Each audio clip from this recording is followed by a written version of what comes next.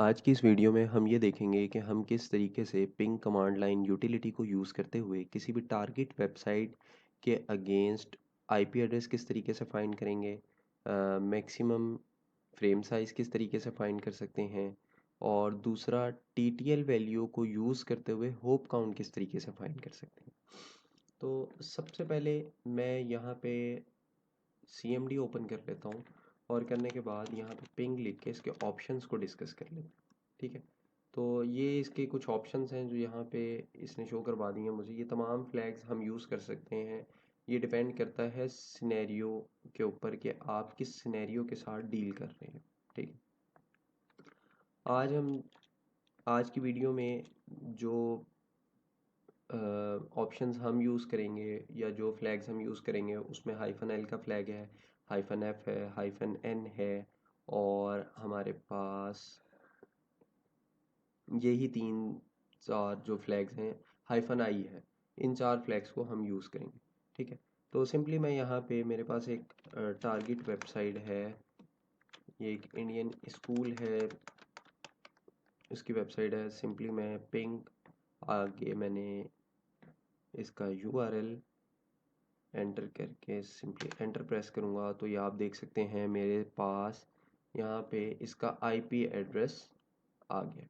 ठीक है, इसने मुझे यहाँ पे बताया है कि जी रिप्लाई, आपको जो रिप्लाई आ रहा है वो इस आईपी एड्रेस से आ रहा है, मतलब इस वेबसाइट के अगेंस्ट जो आईपी एड्रेस है वो ये है 209.132.252.23। ठीक है, उसके बाद दूसरा जो चीज़ इसने मुझे यहाँ पे बताई, जैसा कि हमें पता है कि ping command line utility network की स्टेबिलिटी को भी चेक करने के लिए यूज़ होती है।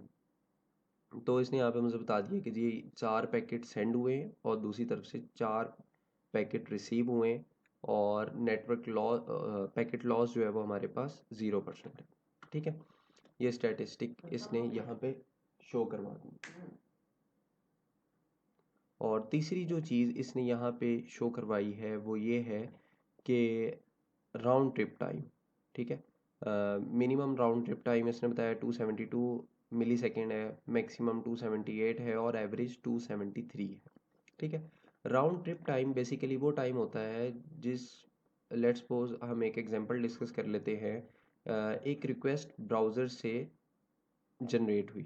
ठीक है, अब वो रिक्वेस्ट सर्वर तक पहुंची और सर्वर से जो रिस्पॉन्स वापस ब्राउज़र तक रिटर्न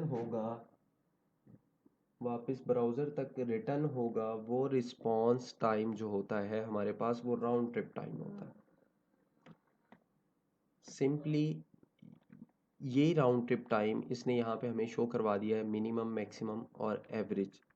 ठीक है, इसके बाद हम सिंपली जो नेक्स्ट चीज़ देखेंगे वो ये है कि इसी वे SHIS शारजा .com और यहाँ पे हाइफन एफ का फ्लैग जैसा कि इसने यहाँ पे ऊपर शो करवाया है किस लिए यूज़ होता है। आप उसको रिस्ट्रिक्ट अगर करना चाहते हैं कि set don't fragment flag in packets. ठीक है, क्या आपने फ्रेगमेंटेड पैकेट्स नहीं सेंड करने। ठीक है, और दूसरा में यहाँ पे हाइफन एल का फ्लैग यूज़ होता है सेंड बफर साइज। तो मैं बफर साइज़ यहाँ पे यानी फ्रेम साइज़ में यहाँ पे बेसिकली मैं इस कमांड के through multiple times different values enter करके ये चेक करूँगा कि मैक्सिमम फ्रेम साइज़ क्या है। तो उसके लिए मैं सबसे पहले यहाँ पे 1500 सेट कराता हूँ।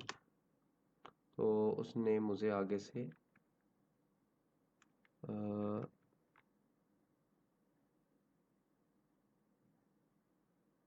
ठीक है, अब मैं इसके बाद यहाँ पे मेरा ख्याल है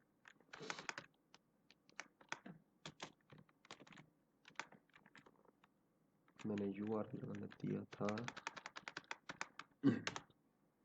तो हाँ जी, तो ये आप देख सकते हैं इसने यहाँ पे मुझे packet needs to be fragmented but DF set. ठीक है, तो वो हमने हाइफन एफ का जो फ्लैग यूज़ किया वो इसने यहाँ पे शो करवा दिया। अब अगर मैं इसको हटा देता हूँ -f को और यहाँ पे मैं कर देता हूँ, तो ये आप देख रहे हैं रिप्लाई आ रहा है। ठीक है, अगेन मैं -f का फ्लैग यूज़ करता हूँ और वैल्यू को मैक्सिमम फ्रेम साइज चेक करने के लिए 1400 करके देखता हूँ। तो आपने देखा है मुझे 1400 पे रिप्लाई शो करवा रहा है। इसी को मैं कर देता हूँ 1450, तो अगेन 1450 पे भी मेरे पास रिप्लाई आ रहा है। 1475 करके देखते हैं, तो 1475 पे इसने अगेन वही एरर शो करवा दी। होपफुली मैक्सिमम फ्रेम साइज जो होगा वो 60 to 70 के बीच में होगा, मेरा जहाँ तक ख्याल है। 60 पे अगेन रिप्लाई आ रहा है, मैं 70 करके देखता हूँ। 70 पर 75% लॉस के साथ रिप्लाई आ रहा है। इट्स मीन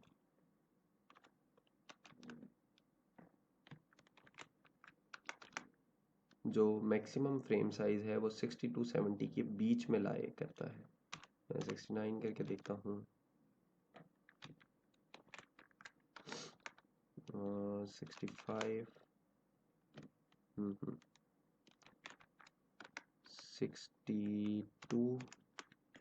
62 पे रिप्लाई आ रहा है।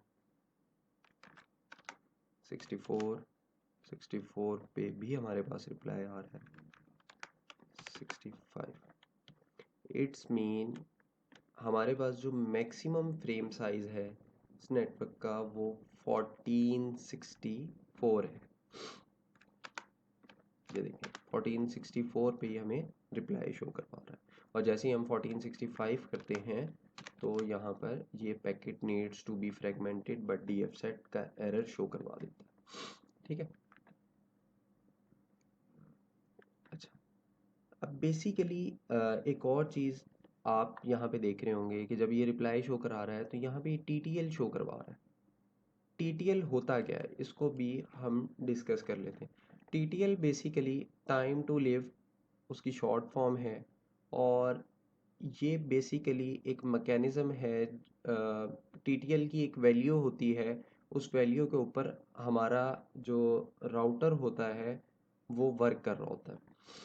बेसिकली TTL का पर्पज़ ये है कि अगर पैकेट इसका असल जो मेन पर्पज़ है वो ये है पैकेट लॉस से बचाना। यह आपको प्रिवेंशन प्रोवाइड करता है पैकेट लॉस से। लेट्स सपोज पहले हम एक और चीज़ को डिस्कस कर लेते हैं। हर फ्रेम की नेटवर्क के ऊपर एक डिफाइंड TTL वैल्यू होती है। अगर वो TTL वैल्यू 0 को अप्रोच कर जाती है तो राउटर ऑटोमेटिकली पैकेट को डिस्कार्ड कर देता है। वो ऐसा नहीं करेगा वो आधा पैकेट रिसीव कर लेगा या वो पैकेट लॉस कर देगा, नहीं, वो पैकेट को डिस्कार्ड कर देगा। उसका ये बेनिफिट होता है कि हमारे पास पैकेट लॉस जो है उससे कह सकते हैं कि हम बच जाते हैं। ठीक है, इसके बाद जो नेक्स्ट चीज़ है वो हम डिस्कस करेंगे इस वीडियो के अंदर, वो ये है कि हम TTL वैल्यू को यूज़ करते हुए हम होप काउंट कैसे फाइंड कर सकते हैं। ठीक है, -i यहाँ पे मैं स्पेसिफाई कर देता हूँ -n1, और तो ये आपने देख लिया TTL एक्सपायर्ड, यहाँ पे TTL एक्सपायर हो गया। ठीक है, अब अगर इसी को मैं थोड़ा सा इंक्रीज कर दूँ, लेट्स सपोज मैं इसको कर देता हूँ 10, अगेन TTL एक्सपायर हो गया। अगर इसको 15 करता हूँ तो मेरे पास अगेन TTL एक्सपायर हो गया है। अगर मैं इसको 20 कर देता हूँ, अगेन ये चीज़ इसने यहाँ पे मुझे शो कराई, TTL एक्सपायर इन ट्रांजिट। अगर मैं इसको 25 कर देता हूँ तो आपने देखा यहाँ पे TTL एक्सपायर नहीं हुआ।